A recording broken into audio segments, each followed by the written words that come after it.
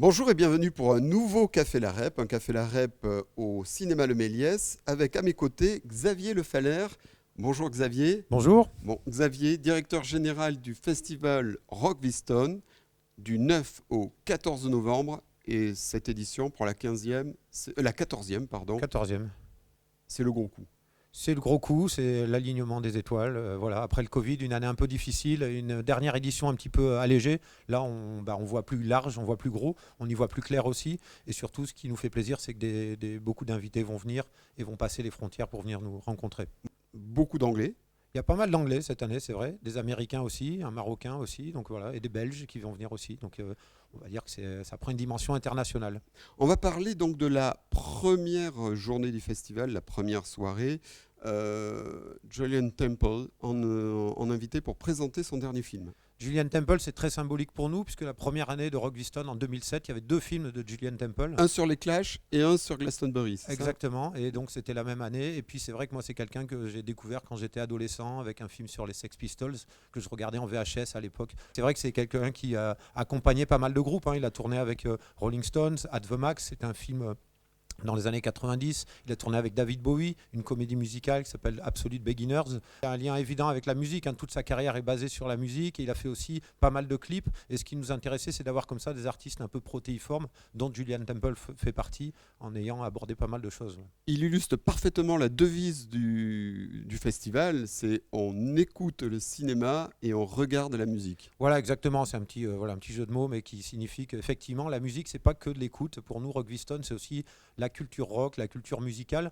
On s'ouvre beaucoup cette année à d'autres musiques que le rock, hein. C'était déjà le cas il y a 2 3 ans. On n'est plus que sur du rock, ça je le dis vraiment aux gens qui viendront. C'est pas que un festival sur le rock, même si Julian Temple évidemment est plutôt basé là-dessus. Bah, celui qui incarne aussi le métissage, on peut en parler d'ores et déjà, même si je voulais en parler un peu plus tard, c'est vendredi, Don Letts. Don Letts, tout à fait. En Don fait, Letts, c'est l'homme du métissage, l'homme qui est arrivé en Europe avec le reggae, qui a suivi Bob Marley, qui a suivi après un compagnonnage avec une partie des Clash, avec Big de Dynamite, ouais.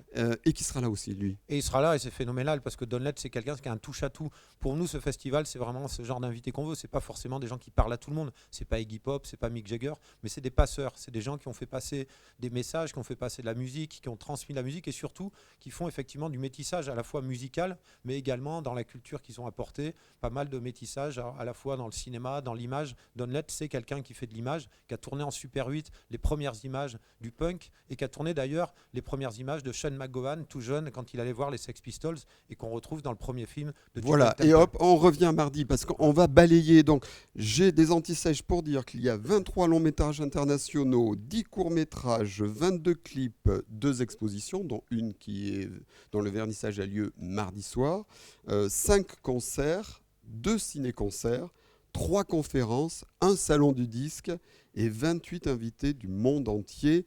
Ça donne le tournis. Comment vous avez fait alors pour organiser? On verra tout à l'heure avec Anaïs qui a chapeauté parce que c'est toute une équipe, hein. Il y a des bénévoles Voilà. qui sont mobilisés autour de ça. Il y a l'équipe du cinéma, il y a nous qui sommes un peu attitrés sur Rock Viston. Effectivement, il y a plein de bénévoles qui viennent nous aider. C'est beaucoup de boulot, effectivement. Parce que Rock Viston, c'est faire bouger le Méliès, certes, mais c'est aussi faire bouger tout Pau.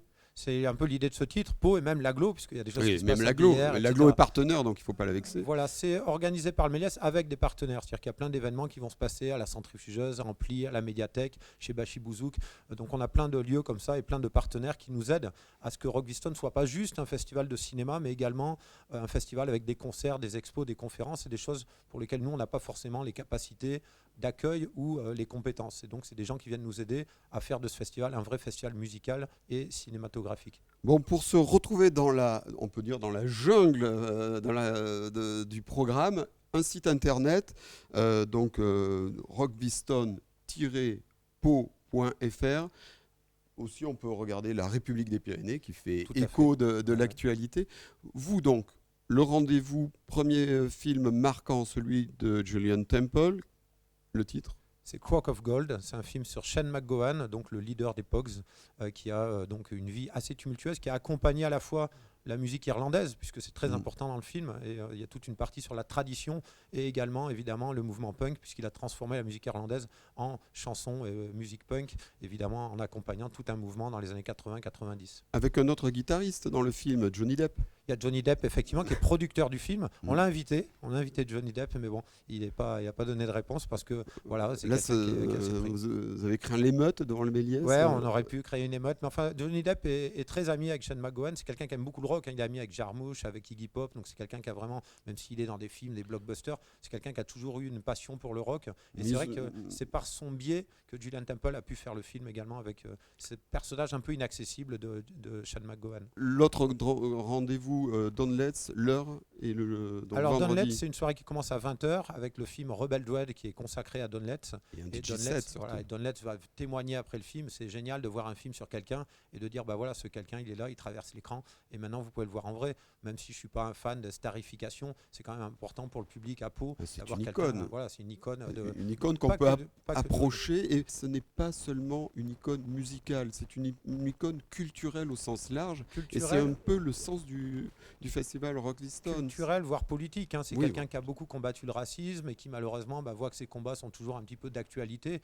C'est quelqu'un qui parle beaucoup de ça dans ses films, qui a combattu le racisme pour lui, mais également pour plein d'autres gens. Et dans la musique, il a œuvré également pour ça. Donc c'est quelqu'un qui est très important. Il va d'ailleurs rencontrer des lycéens pour une salle pleine le vendredi matin, à qui il va, j'espère, inculquer quelques valeurs qui lui ont servi, lui, pour traverser toutes les épreuves qu'il a dû traverser. C'est important à l'heure actuelle, quand on voit ce qui se passe dans l'actualité, d'avoir ce type de vaccin. Voilà, je pense Un qu'un vaccin venu de la d'Angleterre. Jamaïque, D'Angleterre, d'Angleterre. Ouais, tout à fait. C'est important pour nous, c'est symbolique et c'est vrai que c'est quelqu'un qui va en plus apporter sa musique puisqu'il va faire un DJ set à la fin de la soirée. Donc c'est vraiment une soirée très complète. Et pour ceux qui connaissent pas Don Letts, il y a un film justement qu'on va passer qui permet de rencontrer ce personnage. Donc c'est pas la peine de bouder la soirée en disant je connais pas. C'est justement la soirée est aussi faite pour des gens qui sont pas forcément des spécialistes de musique ou ce genre de choses.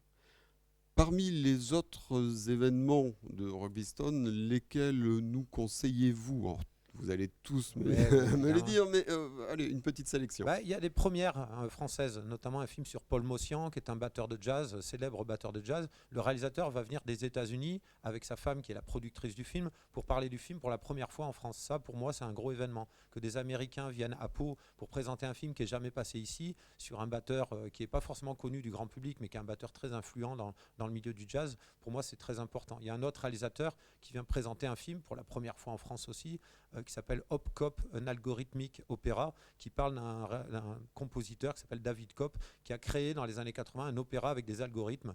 Et du coup, c'est un film sur lui. Donc ça, c'est des petits événements pour moi qui disent beaucoup. C'est-à-dire que les gens ont demandé à venir à Pau pour présenter leur film en France. Et toute l'équipe vient. Et ça nous touche beaucoup, évidemment.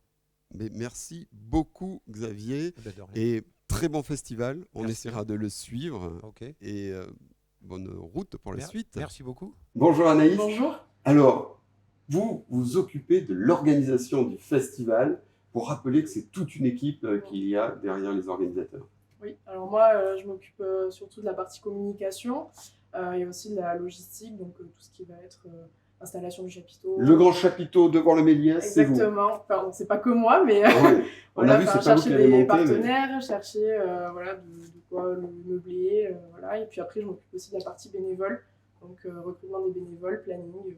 C'est combien de bénévoles? Alors là, on en est à une vingtaine de bénévoles quand même sur tout le festival, donc c'est pas rien.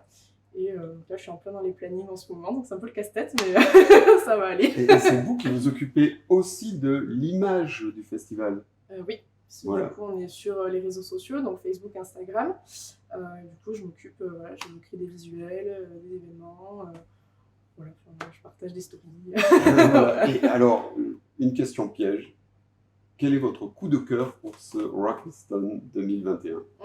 Ben moi, mon coup de cœur, je pense que bon, ça va être un peu cliché, mais peut-être la soirée avec Don Letts du coup, parce que ça va être une soirée, je pense, qui a rassemblé beaucoup de personnes, et même des personnes qui sont pas forcément, qui viennent pas forcément au Méliès, et je trouve ça quand même intéressant voilà, que d'autres personnes puissent venir dans ce lieu et voir autre chose que ce qu'il y a l'habitude de passer. Quoi. Donc, Et puis il va se passer des choses puis il va se passer, autour oui, à consommer sans modération. exactement. Merci beaucoup Anaïs et bon festival. Merci.